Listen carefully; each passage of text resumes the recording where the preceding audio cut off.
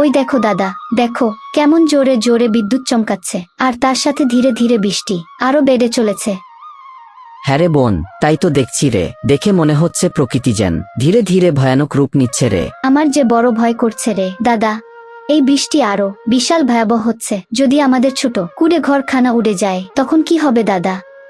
সেই ভয় তো আমারও করছে রে বোন। আমি তো এতক্ষণ তাই ভাবছি, কিন্তু আমরা কি প্রকৃতির সাথে যুদ্ধ করতে পারি? আর কপালটাও এত ভালো নয় যে পাকা বাড়িতে থাকবো। থাক, আল্লাহ যা কপালে লিখে রেখেছেন তাই হবে। তুমি মন খারাপ করো না, দেখবে আল্লাহ সব ঠিক করে দেবে। নিশ্চয়ই আল্লাহ আমাদেরকে বাঁচিয়ে নেবে। অনেক রাত হলো, চলো আমরা ঘুমিয়ে পড়ি। হ্যাঁ চল বোন, ঘুমিয়ে পড়ি।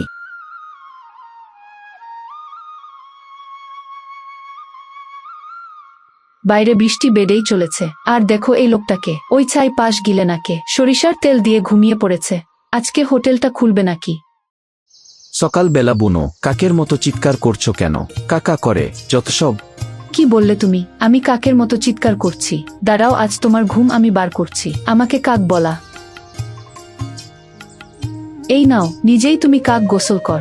এ তুমি কি করছো? তোমার মাথা খারাপ হয়ে গেল নাকি? তুমি আমার গায়ে পানি ঢেলে দিয়েছো।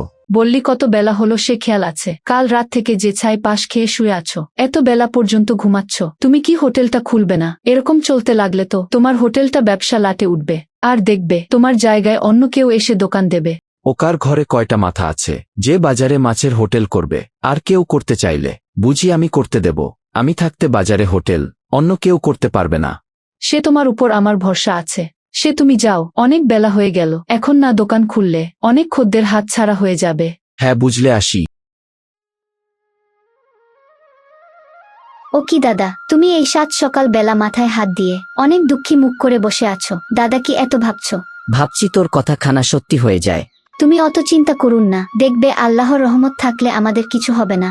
হ্যাঁ, সেই আমাদের মতো গরিবদের আল্লাহ ছাড়া কে আছে বল? মা বাবা মারা গেছে সেই কোনো কালে। আমাদের দুই ভাই বোনের না আছে বাবা মা, না আছে কোনো আত্মীয় স্বজন। থাকার মতো শুধু আছে বাবা তৈরি করা সে নৌকাটা।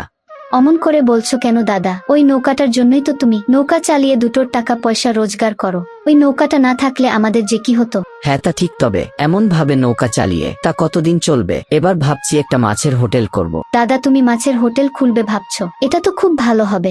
হ্যাঁ রে, একটা মাছের হোটেলে খুব কম দামে খাবার বিক্রি করলে বাজারে কিছু লোককে পেট ভরে খেতে পারবে, আর আমাদের ঘরের অভাবও একটু কম হবে। এটা খুব ভালো হবে দাদা। কবে থেকে শুরু করবে? আমি ভাবছি সামনের সোমবার থেকে শুরু করা যায়, কি বলিস? হ্যাঁ দাদা, তুমি বরং তাই করো। আমিও তোমার সাথে থাকব। তোমার সাথে থেকে হাতে হাতে কাজ করে দেব। আসুন আসুন আমার হোটেলে আসুন, গরম গরম কিছু খেয়ে যান। সাথে মাছ বিনামূল্যে খেতে পারবেন মাত্র 180 টাকা। কিরে মদন, আজকে দোকান খুলতে এত দেরি করলে কি ব্যাপার? আজকাল একটু বেশি খাওয়া দাওয়া হয়ে যাচ্ছে নাকি? দোকান কেন খুললাম সেই কৈফাত আমি তোমাকে দেব। এমন ভাবে কথা বলছো কেনে? মদন, আমি তো তোমার সাথে মজা করছিলাম। আচ্ছা ছাড়োই। আমি এক প্লেটে ভাত আর সবজি নেব। বলো কত টাকা? এক প্লেট ভাত আর দুটো সবজি 180 টাকা। এক প্লেট ভাত আর দুটো সবজি খাবো 180? সাথে তো কোনো ডিম নেই, আর বলছে 180 বলি। এ তো টাকা কেন শুনি? তুমি তো লোককে লুটপাট করার চিন্তা ভাবনা নিছ। খাবারের দাম এত রাখলে কিভাবে খাবো? ফকির কোথাকার, পকেটের টাকা নাই আবার চলে এসেছ। আমার দোকানে খাবারের টাকা নেই তো হোটেলে খেতে এসেছ, কোনো টাকা পয়সা নেই। এদিকে আবার মাছ মাংস চায়। লোভ কত বড় দেখো। খেতে হবে না, যাও তো যাও, দেখি সরো। তুমি আমাকে ভিখারি বললে? বড্ড তোমার দেমাগ বেড়েছে এই বাজারে। শুধু তোমার একার মাছের হোটেল বলে অহংকার যেন মাটিতে পা পড়ে না। আর একজন যদি এই বাজারে মাঝে হোটেল খুলে, তখন তোমার হোটেল চলবে না। তখন দেখব তোমার দেমাগ কোথায় থাকে। বেশি বড় বড় কথা বলো না তো। দিকে যাও যত সব। ভিখারি আমার হোটেলের চলে আসে, আর আমিও দেখব আমি থাকতে এই বাজারে আর কে মাছের হোটেল খোলে। যাও যাও, অযথা দোকানের সামনে ভিড় করো না।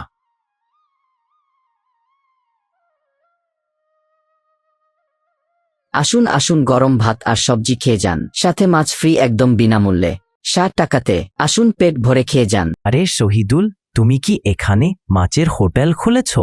হ্যাঁ রহমান কাকা, কতদিন ওই নৌকা চালিয়ে সংসার করব? অন্য কিছু একটা না শুরু করলে যে সংসার চালানো যাচ্ছে না, তাই মাছের হোটেল শুরু করেছি। বা বেশ ভালো কাজ করেছিস। এ তো অল্প বয়স তোদের 2 ভাই বোন মাছের হোটেল দিচ্ছি, খুব ভালো লাগছে।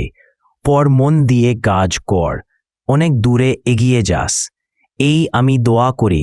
হ্যাঁ, এসো না এসো, তোমাদের মতো মানুষের দোয়ায় মাথায় থাকলে আমরা 2 ভাই বোন ঠিক পারবো। ধন্যবাদ তোমাকে কাকা। তোরা আর ভাবিস না রে, আমি তোমাদের এখানে এসে খাওয়া দাওয়া করব। তোদের ব্যবহার আর কথাবার্তা খুব ভালো রে। তোদের হোটেলে খাবারের দাম খুব কম এবং থেকে মনে হচ্ছে খুব ভালো খেতে হবে। বাজারে ওই মাদন মাছের হোটেলের খাবার যে বড্ড বেশি নেয় রে। এখন থেকে তোদের হোটেলে আমি খেতে আসব। এখন দে দেখি 1 প্লেট ভাত দে গরম ভাজিতে, আর বড় দেখে 1 পিস মাছ দেবি। এখন এই খাবার খাব। হ্যাঁ বসো কাকা।